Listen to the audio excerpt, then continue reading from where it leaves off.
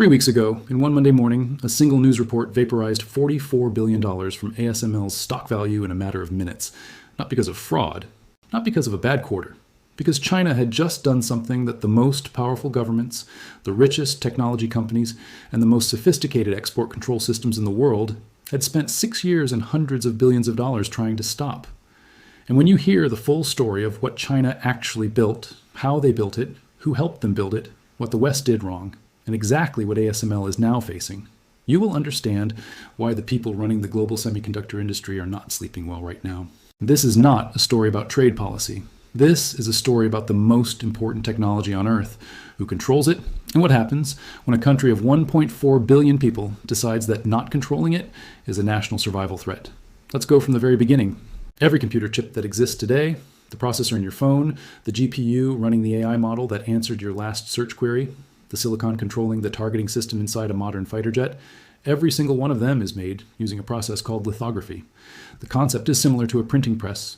You shine light through a patterned mask onto a silicon wafer coated with a light-sensitive chemical. The light hardens some areas and leaves others soft. You wash away the soft parts. What remains is a microscopic circuit pattern etched into silicon. You repeat this hundreds of times with different patterns, and layer by layer, you build a chip. The key variable in this whole process is the wavelength of the light you use. Shorter wavelength means you can print smaller features. Smaller features means more transistors per chip. More transistors means more computing power and better energy efficiency. This is why the entire industry has spent 70 years chasing shorter and shorter wavelengths of light. For decades, chip makers used deep ultraviolet light called DUV, operating at wavelengths around 193 nanometers. DUV machines were good enough to produce chips down to roughly the 7 nanometer scale using a technique called multi-patterning, where you expose the same wafer multiple times with slightly shifted patterns to achieve finer resolution than the light wavelength alone would allow. It was expensive, slow, and it had physical limits that no amount of cleverness could permanently overcome.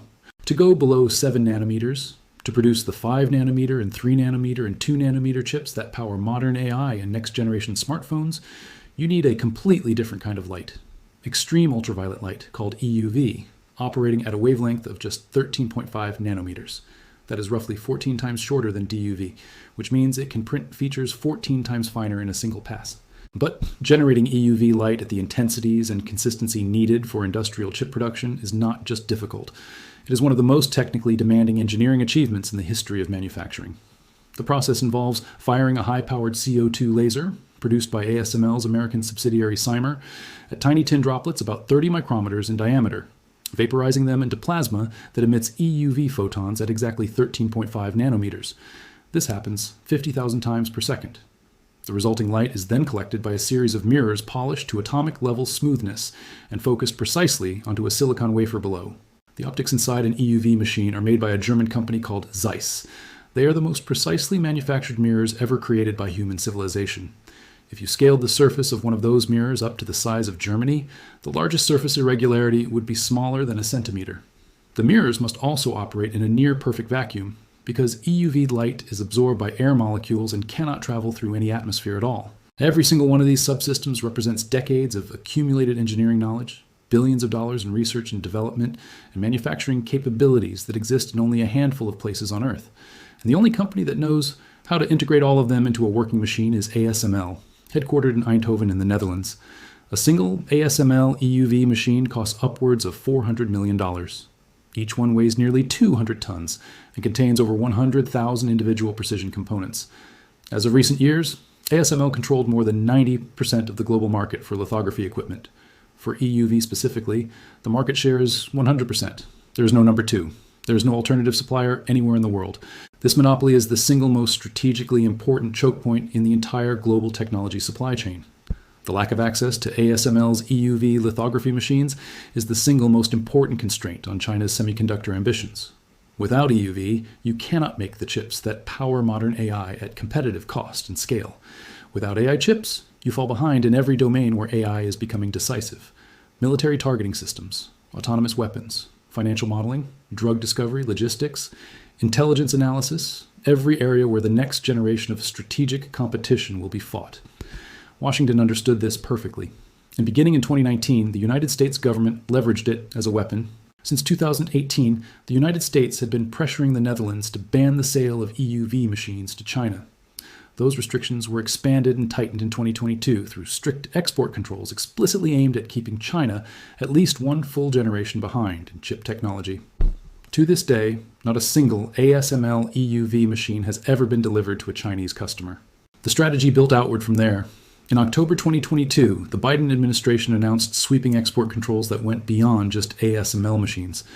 American chip design software, American chip-making chemicals, American-educated chip engineers, any technology touching U.S. intellectual property, all of it became subject to restrictions on export to China for advanced semiconductor purposes. The rules were designed to cut off not just the machines, but the entire ecosystem of knowledge, tooling, materials, and expertise that the machines depend on. And then Washington did something even more aggressive. It pressured its allies to join. Japan agreed. The Netherlands agreed. South Korea partially agreed. The coordinated pressure from multiple governments simultaneously was designed to make the technological blockade airtight. The theory was simple. You cannot build what you cannot buy, you cannot learn what you cannot access, and you cannot compete in advanced chip manufacturing if you're permanently cut off from the tools required to do it. For a few years, the strategy appeared to be working. Chinese chip makers were stuck. SMIC, China's biggest semiconductor manufacturer, was producing chips at the 7-nanometer scale using multi-patterning DUV techniques. But the process was inefficient, expensive, and had hard physical limits. American analysts began writing papers about how China was falling further behind, not catching up. Western semiconductor executives gave interviews saying China was decades from solving the EUV problem. In April 2025, ASML's own CEO, Christophe Fouquet, told reporters that China would need many, many years to develop EUV technology independently. 8 months before he said that, China had already started assembling the machine that would prove him wrong. In a high-security laboratory in Shenzhen, behind layers of classification and compartmentalization that made it invisible to Western intelligence for years, China was running what sources who spoke to Reuters called its Semiconductor Manhattan Project. The prototype EUV machine was completed in early 2025 and has been undergoing testing ever since. It occupies nearly an entire factory floor and was assembled by a team that includes former engineers from ASML itself, who reverse engineered the company's EUV systems. More than 3,000 researchers work across the program. Huawei plays the central coordinating role, and SME, China's domestic lithography champion, handles system integration. 3,000 engineers. Not a skunkworks project, not a research experiment. A nationally mobilized, strategically classified, maximum priority program with essentially unlimited state funding. China launched the third phase of its National Integrated Circuit Fund in May 2024. Setting aside $47.7 billion to boost the semiconductor sector. Combined with previous phases and local government funding programs, China's cumulative semiconductor investment through public funds alone has reached staggering proportions. That is before you count the private capital that state-adjacent companies like Huawei and SMIC have poured into the effort independently. Huawei alone is reportedly investing $1.66 billion in a single semiconductor manufacturing equipment research facility in Shanghai, and has hired large numbers of chip industry veterans from companies across the global semiconductor supply chain. Now let's talk about exactly what China built and where the technology actually came from, because this is the part that should have made every Western government genuinely uncomfortable, years before it became public knowledge. 2 parallel teams of scientists are developing EUV light sources inside China. One is led by Lin Nan, a former ASML engineer who worked at ASML's research division from 2015 to 2021, where he specialized specifically in laser-based EUV light generation. Lin is now a professor at Beihang University. He was a student of Anne Lehouillier, the physicist who won the Nobel Prize in Physics in 2023. China did not just recruit engineers. It recruited a former head of EUV light source technology at the world's only EUV machine maker.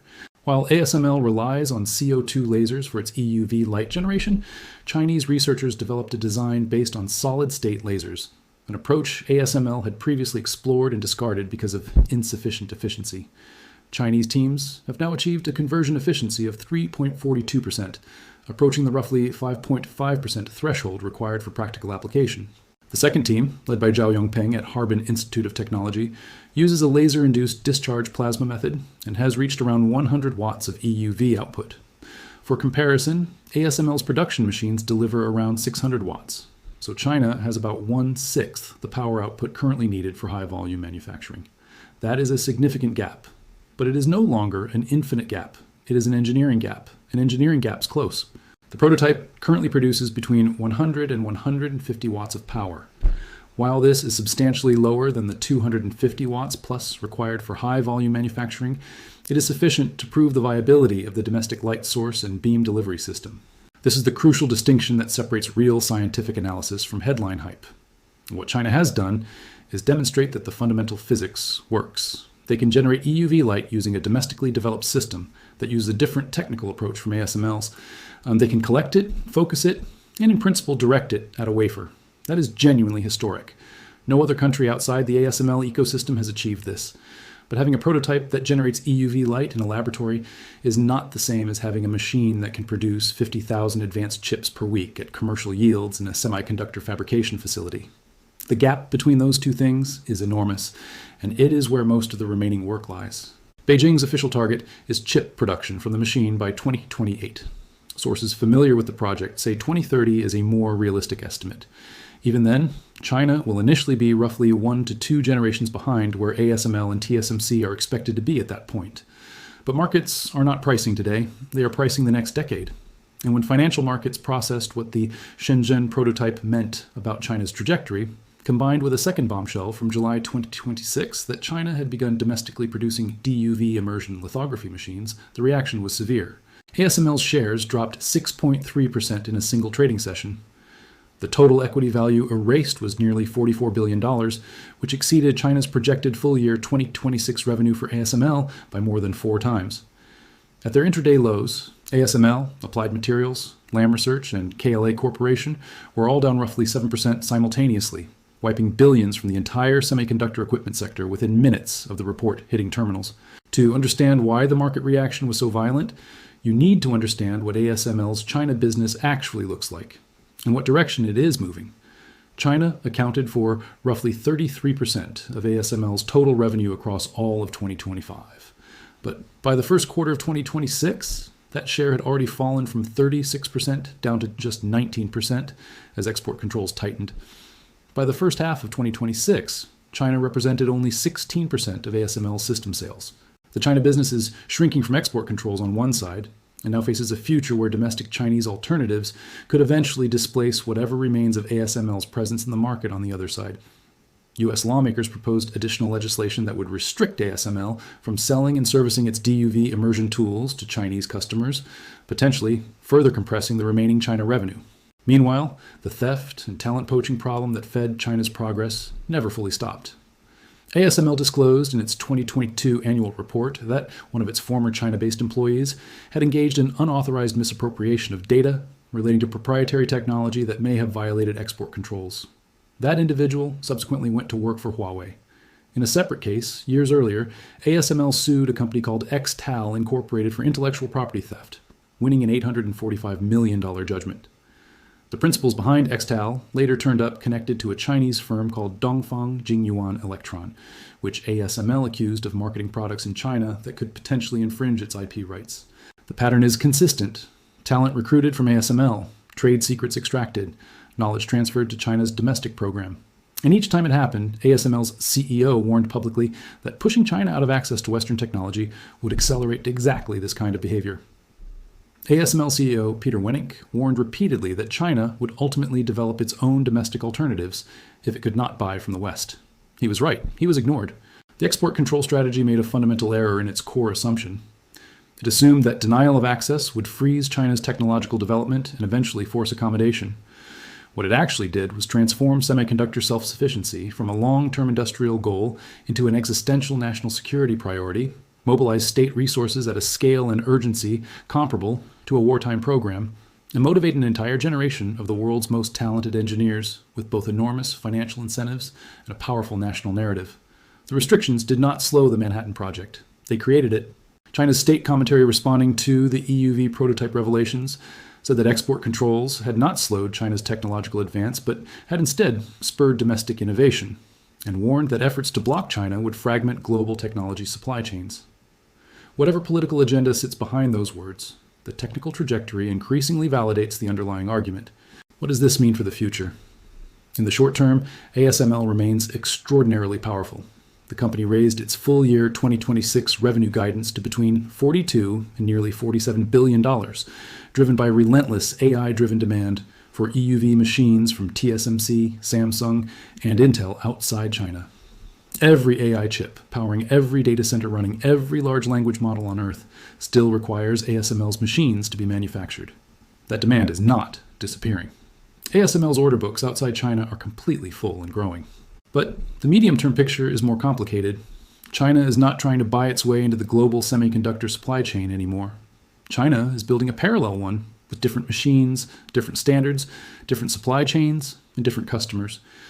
The operational Shenzhen prototype formalizes the splitting of the global semiconductor market into two separate and increasingly incompatible technological systems. One centered on ASML, TSMC, and Western supply chains. One centered on Huawei, SMIC, and whatever domestic alternatives China successfully develops over the next decade. The chip war has entered a completely new phase. For 6 years, it was a blockade, with Washington holding the choke point and ASML enforcing the perimeter. In early 2025, China completed a working EUV prototype. In mid-2026, China began producing DUV machines domestically and sent enough news in 1 week to erase $44 billion of ASML's market value in a single session. The blockade is not broken, but the wall has a crack. And the people who built that wall spent years insisting publicly and confidently that the crack could never come. The most important technology race of the 21st century is now running on a timeline that almost nobody in the West predicted, toward an outcome that almost nobody in the West is fully prepared for.